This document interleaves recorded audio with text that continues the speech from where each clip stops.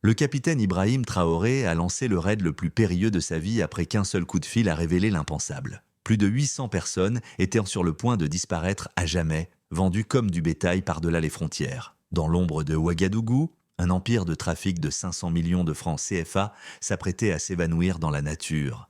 Des nourrissons entassés dans des conteneurs en acier, des femmes enceintes droguées et marquées, des corps d'enfants récoltés pour leurs organes avant même qu'ils n'atteignent la puberté.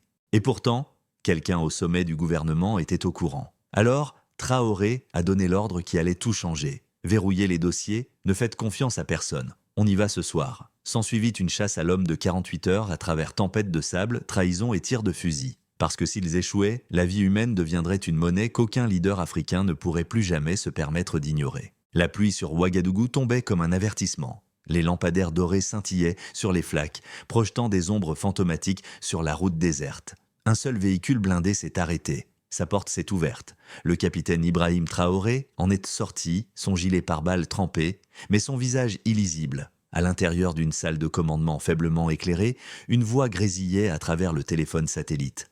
On a trouvé le centre névralgique, mais vous n'avez que 48 heures avant qu'il ne disparaisse avec tout. Ce n'était pas une simple opération, c'était une course contre l'un des réseaux de traite humaine les plus rentables d'Afrique, évalué à plus de 150 millions de dollars. Du bord du Sahara au port de Libye, il contrôlait des dizaines de routes migratoires, déplaçait à des centaines de vies comme du fret et était allié à des groupes armés du Niger au Soudan. Et pourtant, comment ont-ils pu rester intouchables si longtemps ? Combien des enfants qui disparaissèrent du nord du Burkina Faso n'ont jamais vu le prochain lever de soleil? Le capitaine Traoré n'a pas scié. Il avait vu des cartes tracées de points rouges, chacun un carrefour de transit.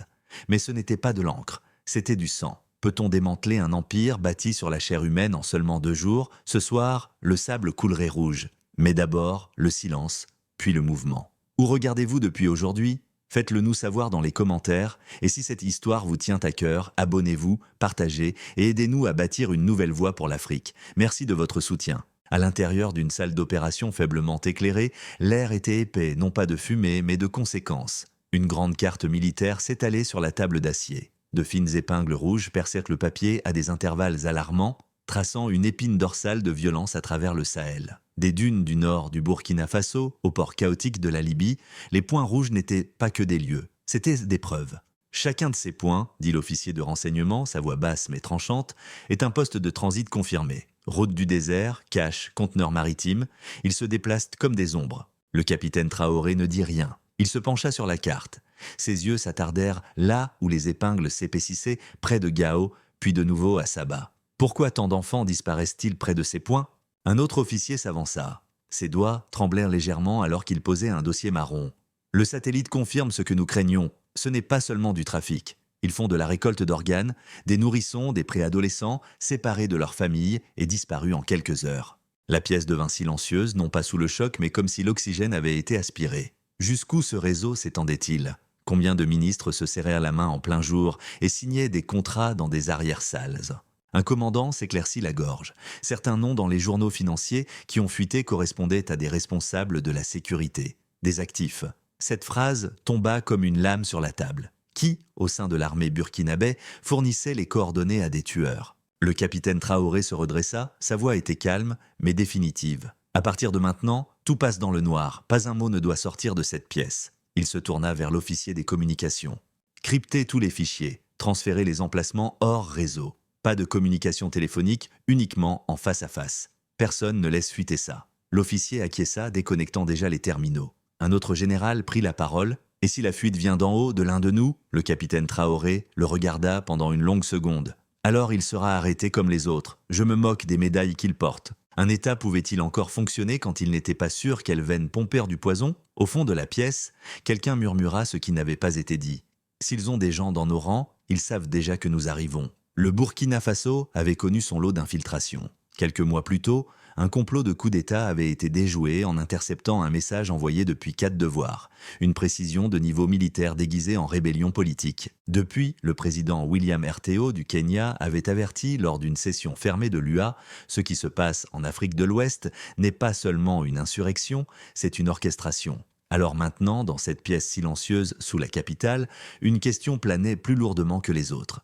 S'ils avaient 48 heures, combien de ces heures étaient-elles encore vraiment les leurs? Le chef des renseignements ouvrit un autre dossier. À l'intérieur, des images d'un drone de surveillance au-dessus d'un convoi dans le désert.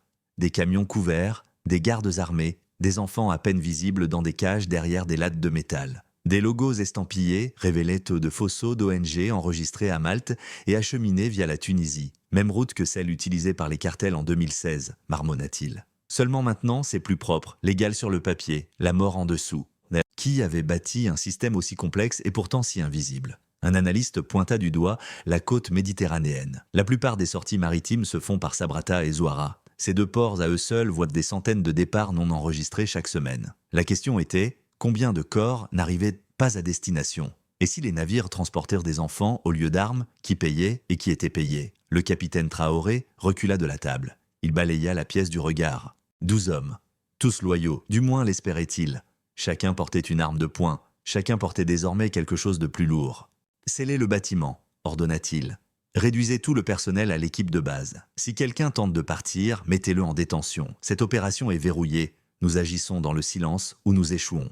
Il n'y eut pas d'applaudissements, pas de salut, juste le bruit de bottes lourdes se dirigeant vers des portes verrouillées. Quelque part entre le silence et la tempête, un compte à rebours avait commencé. Le convoi se déplaça à 0h13. Pas de phare, juste la pulsation de l'infrarouge. 5 véhicules blindés suivaient une piste de terre coupant à travers la brousse à 22 km de la frontière malienne. La pluie des heures précédentes s'était transformée en poussière, mais la tension, elle, ne s'était pas asséchée. Le capitaine Traoré était assis dans le véhicule de tête, son casque sur la tête, les yeux fixés droit devant. Sa main reposait sur le fusil posé sur sa poitrine, mais ses pensées étaient ailleurs. Il avait lu le dossier 3 fois. Une vue, une chance. S'il se trompait, que deviendraient 172 personnes au lever du soleil? Le signal arriva. Un seul clignotement du drone aérien. Les 5 véhicules s'arrêtèrent en parfaite synchronie. Un entrepôt, en tôle ondulée, 2 étages adossés à une pente. Pas de signalisation, pas de lumière. De l'extérieur, rien ne trahissait ce qu'il contenait. Mais la carte thermique du satellite avait montré des agglomérations, trop nombreuses pour un simple lieu de stockage, trop chaudes pour des machines. Le capitaine Traoré leva le poing. L'équipe se sépara, 2 hommes flanquant à droite, 2 à gauche, le 5e tenant le périmètre arrière. Ils pénétrèrent en silence, les grenades assourdissantes muettes, les portes forcées par des coupe-boulons, non par des charges explosives. À l'intérieur, des rangées de conteneurs maritimes se dressaient comme des tombes silencieuses. Puis vint le son, des coups étouffés dans le métal qui tremblait, une toux, un cri d'enfant. « Par ici !» murmura un officier. Les troupes convergèrent, les coupe-boulons sifflèrent, les verrous cédèrent. La première porte s'ouvrit. L'odeur frappa en premier. La sueur, le sang, la peur. Puis la vision, un enchevêtrement de membres, des gens entassés plus serrés qu'une cargaison, des femmes serrant des nourrissons, des garçons d'à peine 7 ans, de vieux hommes respirant à peine. Les mains d'un homme étaient attachées dans son dos avec une corde en plastique. Une fille avait des marques sur les chevilles, rouges, fraîches, saignant. Comment personne n'avait-il vu ça? Le capitaine Traoré s'avança. Un enfant tendit la main vers lui, tremblant, la voix comme du papier qui se déchire. « Ne les laissez plus me prendre, s'il vous plaît. » Combien de fois cette supplique avait-elle été chuchotée dans le noir, sans réponse? Ils agirent de vite. Une unité sécurisa les conteneurs, 9 au total. Une autre tria les victimes, leur administrant de l'eau, des couvertures, des injections de glucose. Certains ne pouvaient pas se tenir debout, d'autres s'effondrèrent dès que les portes s'ouvrirent. Un médecin leva les yeux. Déshydratation, infection? Certains ne passeront pas la nuit si on ne bouge pas maintenant. Évacuation prête? Demanda Traoré. Hélicoptères en approche, 15 minutes. Il hocha la tête. On en a 10. Mais le destin avait d'autres plans, plus courts. Un craquement sec, trop proche, puis le sifflement d'une rafale de mitraillettes. Les balles ricochèrent sur l'acier. Contact, mur nord-est. Une des équipes de flanc était sous le feu. Des hommes armés, le visage enveloppé, des fusils équipés de viseurs nocturnes. Ils ne criaient de pas, ils ne chargeaient de pas. Ils visaient à supprimer, à repousser les soldats dans les conteneurs. Qui les avait prévenus? Qui connaissait la fenêtre d'opportunité exacte pour attaquer? Le capitaine Traoré ne recula pas. Il fit signe d'avancer. Poussez-les dehors, contenez la brèche. Son escouade se précipita vers la source des tirs. Les balles déchiraient les caisses et le béton. Un soldat fut touché à la cuisse. Un autre fut égratigné au bras. Mais la ligne tint bon. À l'intérieur de l'entrepôt, les enfants hurlèrent à nouveau. Les femmes se baissèrent, protégeant les bébés sous leur corps. Une grenade fumigène fut lancée, puis une autre. La visibilité s'évanouit. L'ennemi tenta de déborder, mais il fit une erreur de calcul. Le capitaine Traoré avait anticipé le brouillard. Il se déplaça avec précision, flanquant par la droite, surprenant 2 combattants. Une seule rafale de son fusil les abattit. Aucune hésitation. Supprimer à gauche, avancer. En 3 minutes, l'extérieur de l'entrepôt était sous contrôle. 2 assaillants capturés, 3 morts, un s'était échappé dans la brousse. Pourquoi se battait-il avec une telle désespérance? Qui protégeait-il? Quelle cargaison était plus importante que 172 vies? Sécurisez les prisonniers, ordonna Traoré, les yeux balayant le périmètre, et fouillez-les. L'un d'eux possédait en effet un équipement satellite. Un terminal crypté portable était caché dans une pochette latérale. De qualité militaire, pas africaine, des marques européennes, dit l'analyste technique, de conception espagnole ou allemande, ce n'est pas une milice locale. Alors, qui finançait cela? Dans les dernières minutes, avant l'arrivée des hélicoptères, l'équipe acheva l'extraction. Les victimes furent à trier et charger conteneur par conteneur. Un décompte final, 172 âmes. Parmi elles, 49 enfants, 72 femmes, 51 hommes. Parmi les enfants, 19 avaient moins de 5 ans. N'était-ce qu'un seul site? Combien d'autres gisaient en silence à travers la région? Le capitaine Traoré se tenait à la porte du dernier conteneur. La fille qui avait parlé la première fois était maintenant assise, enveloppée dans une couverture. Sa tête reposait contre son bras. Elle ne dit plus rien, elle n'en avait pas besoin. Le feu dans sa poitrine était déjà allumé. Les images satellites de l'appareil saisi illuminèrent l'écran de la réunion comme une révélation. Des coordonnées floues mais traçables, pointant vers un site à 70 km à l'est de Oréi, près des anciennes mines de phosphate dans le centre du Mali. Aucune activité depuis des années, du moins sur le papier, mais les relevés thermiques racontaient une autre histoire. Des véhicules entrant la nuit, des largages de ravitaillement par drone. 3 heures plus tôt, une transmission avait quitté ce point, cryptée, courte, puis le silence. Le capitaine Traoré n'attendit pas. On y va maintenant? S'ils effacent ses serveurs, on perd tout. Mais nous sommes à court de carburant. Les troupes ont besoin de repos, commença un officier de la logistique. Il n'y a pas de repos tant qu'ils déplacent des gens comme du bétail, rétorqua Traoré. Décollage 20. À 15h12, 2 hélicoptères décollèrent du site d'extraction. Les équipes au sol se mirent en mouvement simultanément, les moteurs hurlant sur l'argile dure. Le terrain changea rapidement, passant de la terre rouge à des veines rocheuses, puis à des gorges étroites, à peine assez larges pour des roues blindées. Le convoi se réduisit en file indienne. Les communications à bord devinrent muettes. Combien d'embuscades avaient été planifiées le long de ces routes au cours de la dernière décennie? Combien d'opérations étaient mortes en silence parce que les renseignements étaient arrivés 5 minutes trop tard? Un flash apparut au-dessus, puis un autre. Les projecteurs des hélicoptères Mi-571 peignaient des faisceaux en zigzag dans le crépuscule. « On a du mouvement », appela le pilote. « Convoi, 4 véhicules en direction du nord. » Le capitaine Traoré répondit immédiatement « Interception, neutralisez le véhicule de tête, le reste restera en boîte. » Alors que la poursuite se resserrait, l'air devint électrique. Le convoi en fuite ne tenta pas de se disperser. Ils étaient trop coordonnés, trop propres. Un véhicule se détacha. Un autre ralentit délibérément. Une diversion classique. L'unité de Traoré ne tomba pas dans le piège. Il pointa vers l'avant. « Concentrez-vous sur le véhicule de tête, c'est le bon. Pourquoi risquer 4 camions à moins que l'un d'eux ne contienne quelque chose ou quelqu'un qu'il ne pouvait se permettre de perdre ?» Des coups de feu crépitèrent sur la crête. L'un des véhicules de Traoré riposta, ciblant les pneus. Le camion de tête fit une embardée et percuta un rocher. Sa porte latérale s'ouvrit en éclats. Un homme en veste sombre en sortit, grand, calme, une mallette dans une main, aucune arme visible. Mais les gardes autour de lui étaient moins calmes. Ils tirèrent à l'aveuglette avant de se replier à couvert. « Cessez le feu !» ordonna Traoré. « Je le veux vivant. » L'homme ne résista pas. Il regarda droit dans les yeux du capitaine et sourit. « Vous êtes en retard, dit-il. » Traoré ne scia pas. « Vous êtes fini. » Le nom de l'homme n'était dans aucune base de données, mais sa mallette racontait l'histoire. À l'intérieur, 2 disques sécurisés verrouillés par biométrie. L'un était étiqueté « Route du Sud », l'autre « Grand livre des clients ». Une chaîne de code manuscrite était attachée, et un seul nom souligné 2 fois, Guarded Alhambra. Le gardien de l'ombre, l'un des architectes originaux des corridors d'esclaves transsahariens, parlant 4 langues, formé à la guerre, et censé avoir travaillé pour un cabinet de conseil en sécurité à Madrid jusqu'en 2018, avant de disparaître. Maintenant, il détenait les codes maîtres des comptes qui déplaçaient plus de 30 millions d'euros par an via Maurice, Chypre et des trusts anonymes des Émirats arabes unis. Depuis combien de temps se cachait-il à la vue de tous? Combien de gouvernements avaient-ils détourné le regard pour la stabilité régionale? Alors que les techniciens commençaient le décryptage, le temps filait plus vite. Le gardien sourit à nouveau. « Vous n'avez pas les clés. Nous avons vos doigts, répondit Traoré. Aucune torture ne les fera fonctionner. Je n'ai pas besoin de torture, j'ai besoin de temps. Ils retournèrent à l'unité de commandement mobile, juste au moment où le signal bondit. L'un des disques avait fait un ping sur un serveur externe au Sénégal. Un protocole de sauvegarde. Une purge avait commencé. Déconnectez-le. Trop tard. 40% déjà partis. Traoré se tourna vers le gardien. Écrasez la purge maintenant. Mais l'homme rit. À présent, le reste de la chaîne est en train de brûler. Lagos, Tripoli, Marseille, c'est fini, capitaine. Où était-ce le cas ? D'un poste en coin, l'un des jeunes analystes se leva. J'ai cloné les paquets au fur et à mesure qu'ils se déplaçaient. Nous ne les avons pas arrêtés. Nous les avons mis en miroir. Qu'est-ce que vous avez ? Demanda Traoré.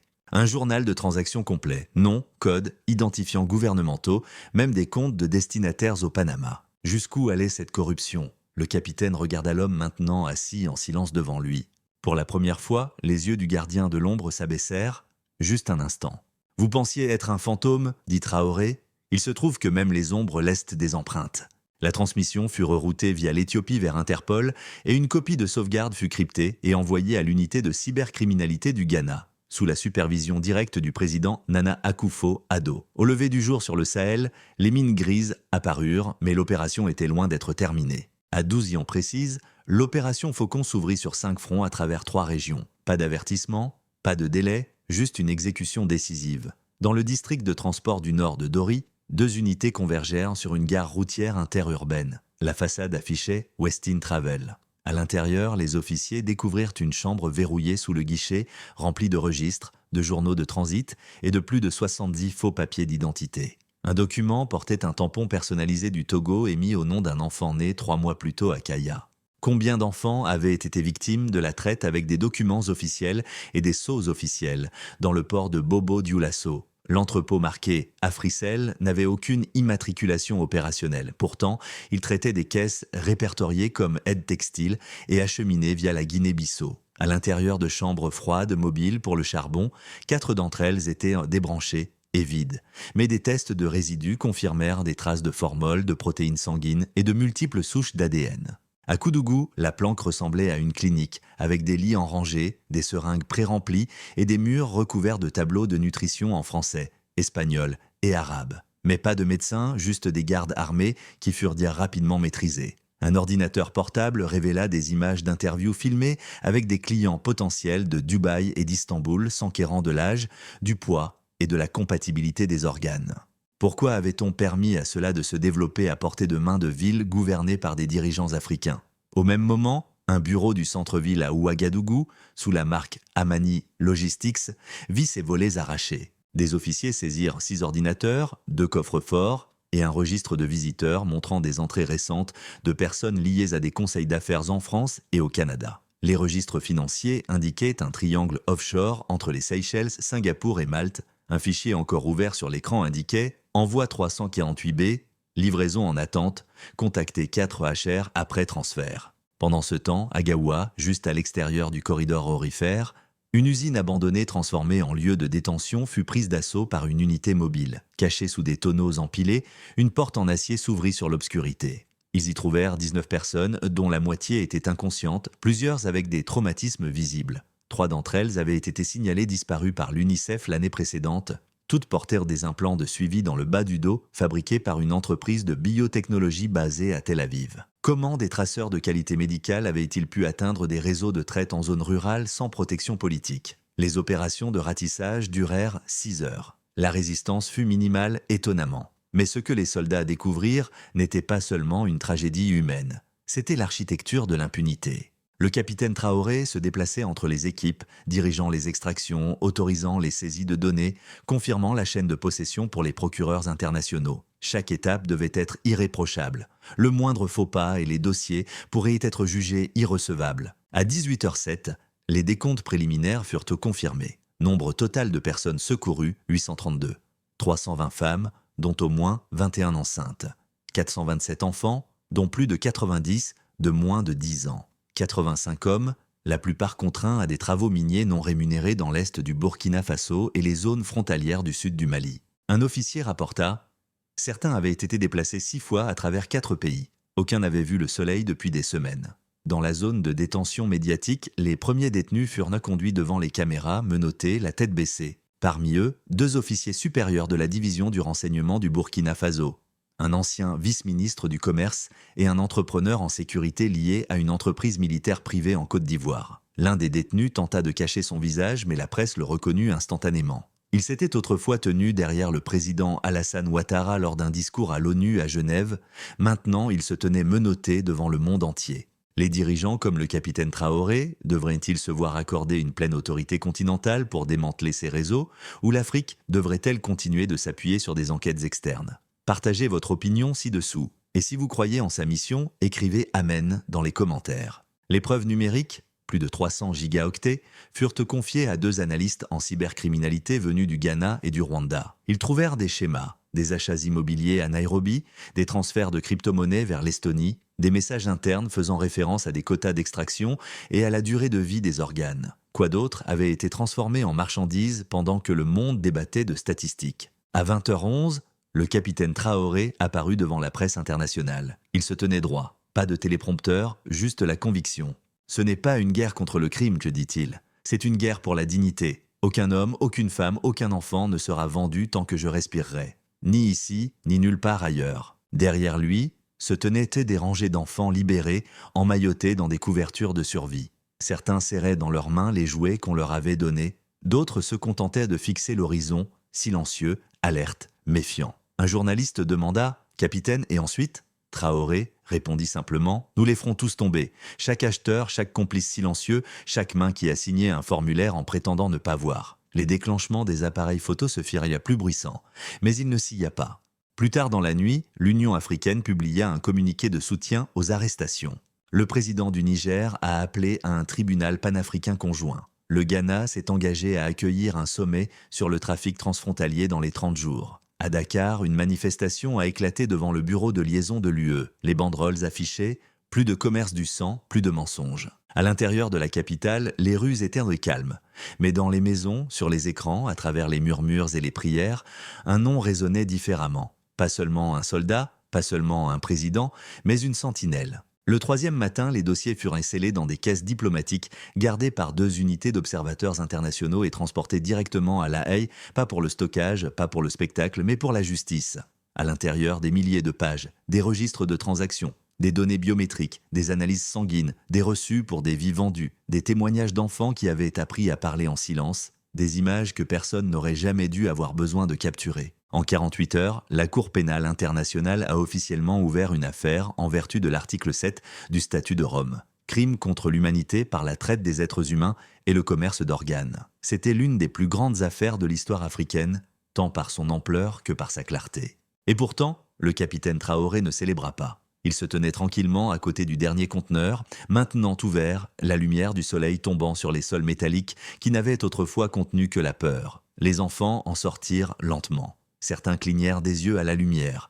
D'autres tendirent la main vers des soldats qu'ils ne connaissaient pas, mais en qui ils avaient, d'une certaine manière, confiance. Quels étaient leurs rêves avant que des cages ne remplacent leur berceau? Derrière lui, la presse s'était rassemblée. « Ce n'est pas une victoire, dit-il, c'est un commencement. » Et c'en était un. Parce que si cette opération avait échoué, si le disque n'avait pas été cloné, le convoi manqué, la petite fille non retrouvée, qu'est-ce qui se passe encore en silence pendant que notre attention est ailleurs? Un continent peut-il vraiment s'élever si ses enfants disparaissent sous sa propre terre? Cette histoire n'est pas seulement celle d'un homme.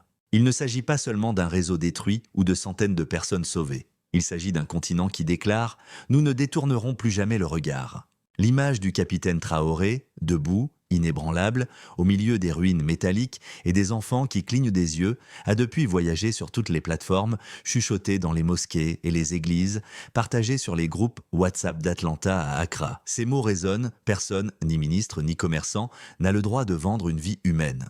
Que ferons-nous de cet écho? Allons-nous à nouveau construire des murs de silence ou des ponts d'indignation? Qu'est-ce que cette histoire éveille en vous? Vous rappelle-t-elle la force de vos ancêtres, l'endurance de votre famille, votre identité d'Africain dans un monde qui a trop souvent oublié votre valeur? Partagez vos réflexions ci-dessous, dites leur nom. Et si vous croyez en un nouvel avenir pour notre peuple, commentez « L'Afrique se lève ». Juste ces 2 mots, laissez-les inonder les commentaires comme une rivière à laquelle on a longtemps refusé de couler. Si cela vous a, ne serait-ce qu'un peu touché, s'il vous plaît, Aimez, abonnez-vous et activez la cloche. Cela aide cette vérité à se propager. Nous n'avons pas besoin d'1 milliard de dollars. Nous avons juste besoin d'1 milliard de cœurs. Partagez cette histoire avec votre groupe de discussion familiale, vos groupes WhatsApp, votre cercle paroissial. Que le monde sache que le Burkina Faso ne se prosterne plus. Chon Liang. Et si vous voulez comprendre toute l'étendue de la manière dont cette opération s'est déroulée, des codes cryptés au Sénégal à la trahison en Côte d'Ivoire, regardez le prochain épisode, il vous attend, tout comme les vérités qu'il contient encore. Merci de nous soutenir. Merci de soutenir Chon Liang. On se voit bientôt. Restez fiers, restez éveillés, restez avec nous.